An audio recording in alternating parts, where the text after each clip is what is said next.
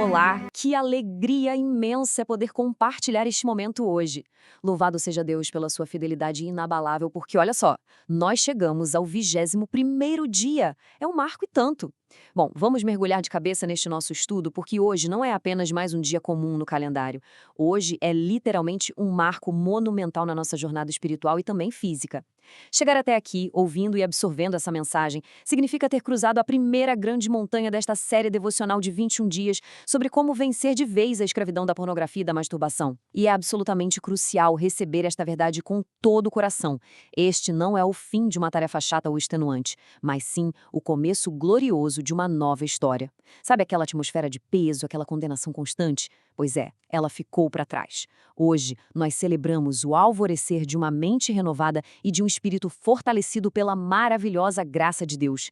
E antes de avançarmos para o conteúdo profundo que preparamos para este encontro, eu quero dar as boas-vindas oficiais a cada pessoa que faz parte da família do canal Cristão Integral. Se o conteúdo que temos compartilhado aqui tem sido uma ferramenta de Deus para a libertação, por favor, não deixe de curtir e compartilhar esse vídeo agora mesmo. Compartilhe com quem talvez esteja travando essa batalha em silêncio e precisa de socorro. E claro, se você ainda não é seguidor do canal, mas gostou do conteúdo, siga e inscreva-se para não perder os próximos passos dessa nossa caminhada juntos. Mas olha, eu tenho um pedido muito especial para fazer hoje. Desça até a seção de comentários e escreva lá contando se essas devocionais têm ajudado na sua jornada até aqui. Um testemunho escrito, por mais simples que pareça, pode ser exatamente o farol de esperança que alguém precisa ler hoje para não desistir. A vitória de um de nós edifica a comunidade inteira. Para a nossa imersão de hoje, nós vamos explorar 5 passos que são como um mapa do tesouro para a nossa caminhada. Primeiro, a introdução à nova história. Segundo, a nova fundação mental. Terceiro, o coração em adoração. Quarto, a verdadeira liberdade. E, por último, a regra dos 63 dias. Então, vamos direto ao nosso primeiro ponto. 1. Introdução à nova história, saindo da cela escura para a luz do horizonte. A gente precisa fazer um contraste importante aqui. É preciso olhar para trás por um breve momento, só para a gente valorizar o lugar onde estamos pisando agora. Pensa comigo. Há 21 dias, o ambiente interno, a nossa mente, parecia uma cela de prisão de segurança máxima, não é verdade? O ar era pesado, as paredes da culpa pareciam se fechar cada vez mais, e a simples ideia de passar um único dia sem ceder ao vício parecia uma montanha que não dava para escalar de jeito nenhum. A escravidão ficava sussurrando que a derrota era o único fim possível. Mas vamos olhar ao redor agora, de forma espiritual e até metafórica. É como se as cortinas tivessem sido escancaradas, o sol nasceu e inundou o quarto. A montanha foi, de fato, atravessada pela graça. O horizonte à frente é vasto, o céu está limpo. E a grande descoberta de hoje não é só perceber que é possível parar de pecar com a ajuda do Espírito Santo. Não, a revelação é muito maior. É compreender que nós fomos feitos para a glória de Deus e não para vivermos escondidos nas sombras da vergonha. O ar agora é puro, respirável e cheio de esperança. O que nos leva ao ponto 2. A nova fundação mental e a ciência por trás da renovação da nossa mente. Aqui a coisa fica fascinante, porque nós unimos a verdade absoluta das Escrituras com as maravilhas da ciência que o próprio Deus criou. O apóstolo Paulo nos chama para sermos transformados pela renovação da nossa mente, e a neurociência moderna nos mostra o mecanismo biológico exato de como isso acontece.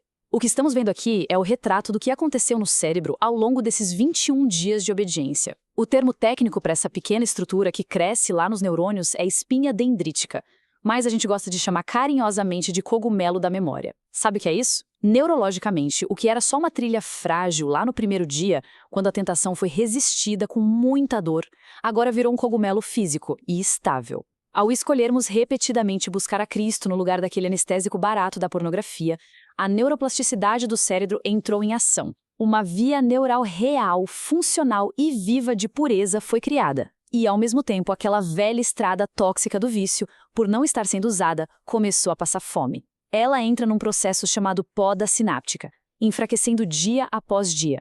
Pela graça de Deus e pela disciplina, um novo cérebro está literalmente sendo esculpido. Isso é uma vitória física, biológica e palpável acontecendo agora mesmo. Então, para amarrar bem essa parte científica e mental, nós completamos com sucesso o primeiro ciclo de 21 dias. Gente, isso não é pouca coisa. É a construção da nossa fundação. A via neural da pureza já está lá, fisicamente estabelecida. Porém, e preste muita atenção nisso, Hoje é um dia de celebração, com certeza, mas é acima de tudo a fundação de um novo modo de viver. Não é como terminar uma tarefa de escola chata e fechar o caderno. É a inauguração de um estilo de vida. A liberdade não é um evento que aconteceu ontem e acabou. Ela é a nossa nova atmosfera. É o puro oxigênio espiritual que nós vamos respirar daqui para frente. E assim chegamos ao ponto 3, coração em adoração exclusiva. Vamos falar sobre a teologia do coração restaurado. Agora nós descemos para o centro de controle de todo o ser humano. Já entendemos o cérebro, mas precisamos mergulhar nas profundezas dos nossos afetos. Como conselheiros bíblicos, nós precisamos deixar bem claro que nenhum vício se vence só com força de vontade bruta. Ele é vencido pela substituição de afetos. Vamos olhar com carinho para esta comparação, porque ela é a chave de tudo. O vício da pornografia sempre ganha força no silêncio, na solidão, no isolamento e na falta de um propósito maior. Aquele ídolo do prazer imediato tinha sequestrado as emoções. O pensamento tóxico original era um grito de desespero. No fundo, a voz dizia: eu preciso desse pecado para sobreviver ao meu dia, para aliviar o estresse, para aguentar a tristeza.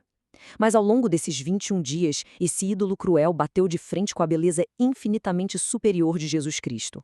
E a verdade consolidada que agora está cravada na alma é: eu só vivo plenamente se eu estiver nele. Nosso coração foi desenhado pelo Criador para mergulhar num oceano de alegria que tela nenhuma de celular consegue imitar. Por isso, a vitória definitiva é rasgar aquele rótulo de ex-viciados tentando sobreviver e abraçar a nossa identidade real. Nós somos adoradores em pleno exercício da nossa função eterna. Para consolidar de vez essa verdade revolucionária, gravem isso no espírito. O pecado sempre vai tentar te puxar para o canto, para a solidão e roubar o seu propósito de vida.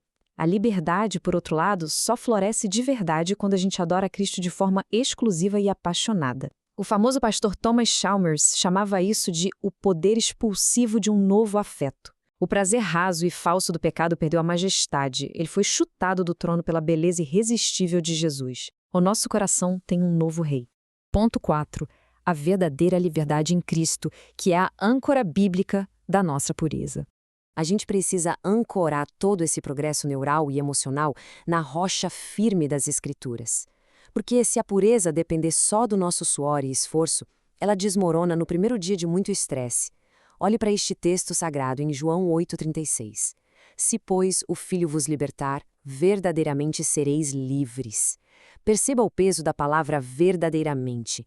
Jesus não está oferecendo uma liberdade provisória ou daquelas condicionadas ao nosso desempenho perfeito. O selo desta jornada é este: a liberdade é verdadeira porque está firmada na pessoa e na obra que Jesus já consumou na cruz, e não nas nossas oscilações de humor ou performance. O Evangelho nos dá um fato histórico e espiritual. Ele quebrou a espinha dorsal do pecado. O poder que o pecado tinha de nos dominar foi legalmente anulado. A partir dessa justificação, nós caminhamos na santificação. E essa citação do renomado conselheiro bíblico Ed Welch ilustra isso de forma brilhante. Ele diz: a liberdade não é a ausência de restrições, mas a presença de um novo e melhor mestre. O mundo lá fora vem de uma mentira terrível. Eles dizem que ser livre é fazer tudo o que der na telha, ceder a qualquer impulso instintivo. Mas a teologia mostra que isso é a pior das escravidões. Jesus não nos libertou para sairmos correndo rumo à autodestruição. Ele nos libertou para podermos ser exatamente quem Ele planejou que nós fôssemos. Fomos comprados por um preço altíssimo. E a graça nos ensina que o arrependimento não é um castigo pesado. Arrependimento não é só sobre o que a gente deixa de fazer, mas sobre para quem nós corremos. É correr para os braços abertos do Pai e aceitar com alegria o jugo suave desse nosso novo e amoroso Mestre. Resumindo essa fundação teológica que é a nossa âncora, a nossa liberdade está fincada na rocha, que é Cristo. A nossa nova casa não é feita de areia ou da nossa força de vontade limitada. A graça é a arquitetura perfeita dela. A dinâmica bíblica é sempre esta. O indicativo do Evangelho garante que na cruz nós já fomos perdoados e feitos nova criação. Diante desse fato glorioso, o nosso imperativo hoje, a nossa única e feliz tarefa diária, é simplesmente permanecer. Como ramos na videira, a gente só precisa permanecer na luz. Não precisamos sair no soco contra a escuridão. Basta manter a luz de Cristo acesa dentro de nós. Vamos dar um passo bem prático agora. Como temos feito durante toda a jornada, o exercício da escrita é uma ferramenta essencial para afirmar essa transformação toda no cérebro e no coração. Pegue seu caderno de anotações, não deixe isso só flutuando na mente, não. Primeiro, faça um memorial de gratidão. Liste 5 vitórias específicas, grandes ou pequenas, que Deus concedeu nestes últimos 21 dias. O ato físico de escrever a gratidão reconfigura áreas do cérebro. Segundo, defina o seu verbo vivo. Qual foi o versículo ou pensamento que mais transformou você e que agora funciona como porteiro da mente, barrando o que não presta? E terceiro, faça uma aliança de pureza. Escreva um compromisso diante de Deus detalhando como esse tesouro vai ser protegido nos próximos meses e quais barreiras de segurança ficarão de pé, custe o que custar. Logo em seguida, nós temos o nosso alcance ativo, que é a materialização da nossa fé no nosso corpo.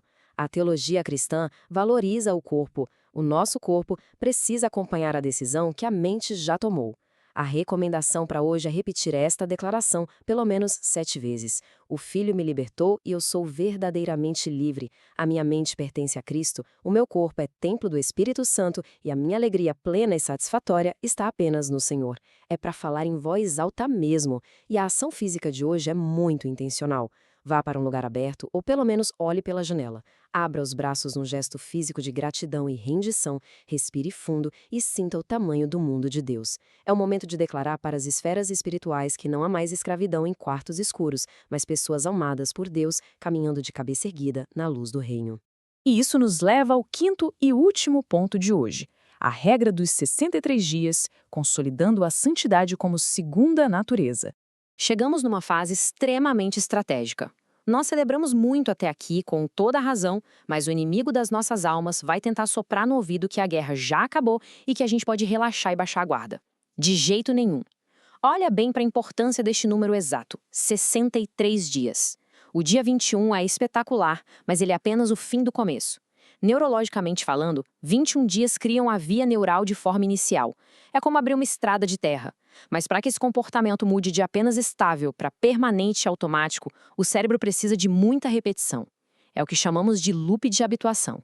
São necessários cerca de 63 dias no total para que esse hábito puro vire de fato uma segunda natureza no sistema nervoso central. É o tempo para a virtude ser automatizada no cérebro. Esta linha do tempo deixa tudo cristalino pra gente.